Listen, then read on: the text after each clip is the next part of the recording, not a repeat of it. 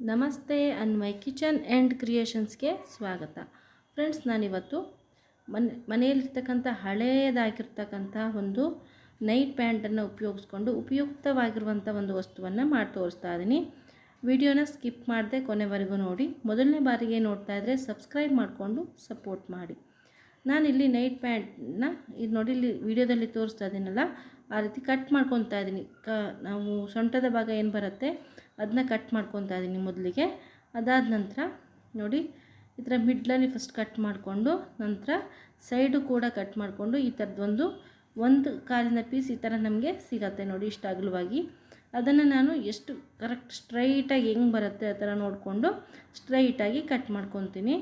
ಎಷ್ಟು ಉದ್ದ ಬರುತ್ತೆ ನೋಡಿಕೊಂಡು ಕಟ್ ಮಾಡ್ಕೊಳ್ಳಿ.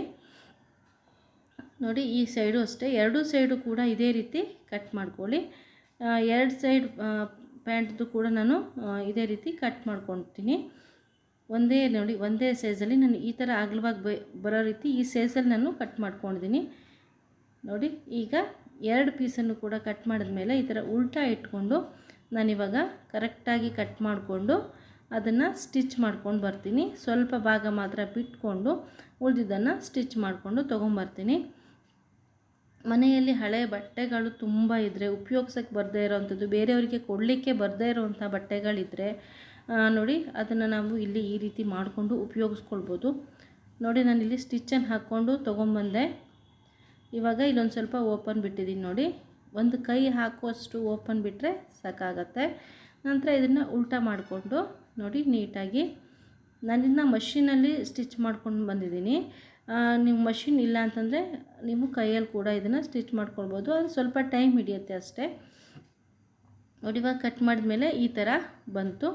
ಇವಾಗ ಮನೆಯಲ್ಲಿರ್ತಕ್ಕಂಥ ನಾನು ಆವಾಗಲೇ ಹೇಳಿದ್ನಲ್ಲ, ಉಪಯೋಗಕ್ಕೆ ಬರದೇ ಇರೋಂಥ ಬಟ್ಟೆಗಳು ಯಾವ್ದಾದ್ರು ಇದ್ದರೆ ಯಾರಿಗೂ ಕೊಡಲಿಕ್ಕೂ ಕೂಡ ಬರೋದಿಲ್ಲ. ಹಾಗಿದ್ದಂಥ ಬಟ್ಟೆಗಳನ್ನ ಸುಮ್ಮನೆ ನಾವು ಬಿಸಾಕೋ ಬದಲು ನೋಡಿ ಈ ರೀತಿಯಾಗಿ ಮಾಡ್ಕೊಳ್ಬೋದು. ನಾನು ಇದನ್ನು ಹಳೆಯ ಬಟ್ಟೆಗಳನ್ನ ಇಲ್ಲಿ ನಾನೇನು ಗ್ಯಾಪ್ ಇಟ್ಕೊಂಡಿದ್ದೀನಲ್ಲ ಅಲ್ಲಿ ಫಿಲ್ ಮಾಡ್ಕೊತಾ ಇದ್ದೀನಿ. ಫ್ರೆಂಡ್ಸ್, ನೀವೆಲ್ಲ ಮೊದಲನೇ ಬಾರಿಗೆ ನೋಡ್ತಾ ಇದ್ದರೆ ಪ್ಲೀಸ್ ಸಬ್ಸ್ಕ್ರೈಬ್ ಮಾಡ್ಕೊಂಡು ಸಪೋರ್ಟ್ ಮಾಡಿ ನೋಡಿ. ಇವಾಗ ಇದೇ ರೀತಿ ಎಲ್ಲ ಬಟ್ಟೆಯನ್ನು ಫಿಲ್ ಮಾಡಿಕೊಂಡು ನಾನು ತೊಗೊಂಡು ಬರ್ತೀನಿ. ನೀಟಾಗಿ ನೋಡಿ, ನಾವು ಮೊದಲಿಂದನೇ ಕರೆಕ್ಟಾಗಿ ಫಿಲ್ ಮಾಡಿಕೊಂಡ್ರೆ ನೀಟಾಗಿ ಬರುತ್ತೆ ನೋಡಿ. ಈ ರೀತಿ ಮಾಡಿದ್ಮೇಲೆ ನೀಟಾಗಿ ಎಲ್ಲ ಕಡೆ ಸ್ಪ್ರೆಡ್ ಮಾಡ್ಕೊಳ್ಳಿ. ಅದಾದ ನಂತರ ಸೂಜಿ ದಾರವನ್ನು ನಾನು ಸೂಜಿಗೆ ದಾರವನ್ನು ಪೋಣಿಸಿ ರೆಡಿ ಇಟ್ಕೊಂಡಿದ್ದೀನಿ ನೋಡಿ. ಇಲ್ಲಿ ಸ್ಟಿಚ್ ಮಾಡ್ಕೊತಾ ಇದ್ದೀನಿ. ನೀವು ಯಾವ ರೀತಿ ಬೇಕಾದರೂ ಇಲ್ಲಿ ಸ್ಟಿಚ್ ಮಾಡ್ಕೊಳ್ಬೋದು. ನಾನು ವಿಡಿಯೋದಲ್ಲಿ ತೋರಿಸ್ತಾ ಇದ್ದೀನಲ್ಲ ಅದೇ ರೀತಿ ನಾನು ಇದನ್ನ ಸ್ಟಿಚ್ ಮಾಡಿಕೊಂಡು ಬರ್ತಾಯಿದ್ದೀನಿ.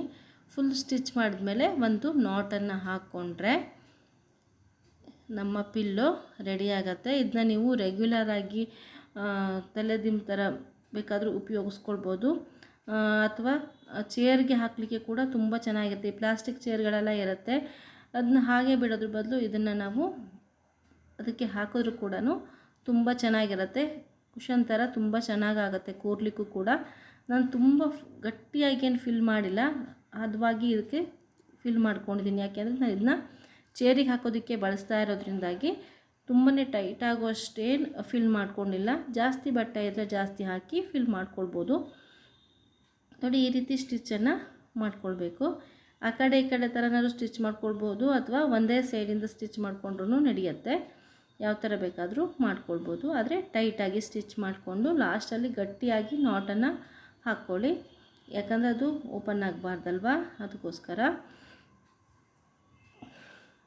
ನೋಡಿ. ನಾನು ಫುಲ್ ಸ್ಟಿಚ್ ಹಾಕಿದ್ದಾಯಿತು. ಇವಾಗ ಲಾಸ್ಟಲ್ಲಿ ಒಂದು ನಾಟನ್ನು ಹಾಕ್ಕೊತಾ ಇದ್ದೀನಿ. ಹಾಕಿ ದಾರವನ್ನು ಕಟ್ ಮಾಡಿಬಿಟ್ರೆ ನಮ್ಮ ಪಿಲ್ಲೋ ರೆಡಿ ಆಗುತ್ತೆ. ಸುಮ್ಮನೆ ಬೇಡ ಅಂತ ಇಟ್ಟಿರುವಂಥ ನೈಟ್ ಪ್ಯಾಂಟ್ ಇರ್ಬೋದು, ವೇಸ್ಟ್ ಬಟ್ಟೆಗಳಿರ್ಬೋದು, ಯಾವುದಾದ್ರೂ ವೇಸ್ಟ್ ಬಟ್ಟೆ ಇದ್ದೇ ಇರುತ್ತೆ ಮನೆಯಲ್ಲಿ. ಅದನ್ನು ಈ ರೀತಿ ಬಳಸ್ಕೊಂಡ್ರೆ ರೆಗ್ಯುಲರಾಗಿ ನಾವು ದಿಂಬು ಥರ ಇದನ್ನ ಉಪಯೋಗಿಸ್ಕೊಳ್ಬೋದು, ಚೆನ್ನಾಗಿರುತ್ತೆ.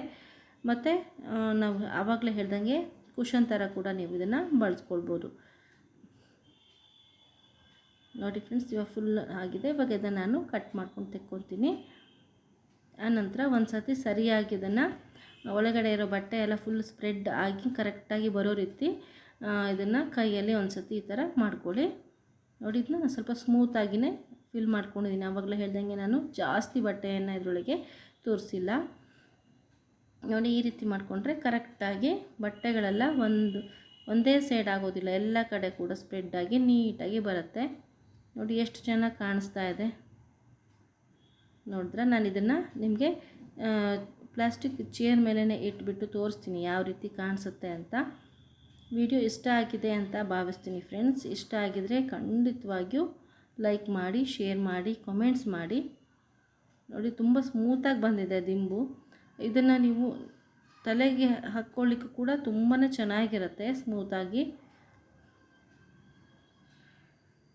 ಚೇರ್ ಮೇಲೆ ಹಾಕಲಿಕ್ಕೂ ಕೂಡ ತುಂಬ ಚೆನ್ನಾಗಿರುತ್ತೆ. ನೋಡಿ ನಾನು ಚೇರ್ ಮೇಲೆ ಇಟ್ಟಿದ್ದೀನಿ ಯಾವ ಥರ ಕಾಣಿಸ್ತಾ ಇದೆ ಅಂತ. ಕೂರಲಿಕ್ಕೆ ತುಂಬ ಚೆನ್ನಾಗಾಗುತ್ತೆ. ಖಂಡಿತವಾಗಿಯೂ ಈ ರೀತಿ ಹಳೆ ಬಟ್ಟೆ ಇದ್ದರೆ ಈ ರೀತಿ ಮಾಡ್ಕೊಳ್ಳಿ, ತುಂಬ ಚೆನ್ನಾಗಾಗುತ್ತೆ.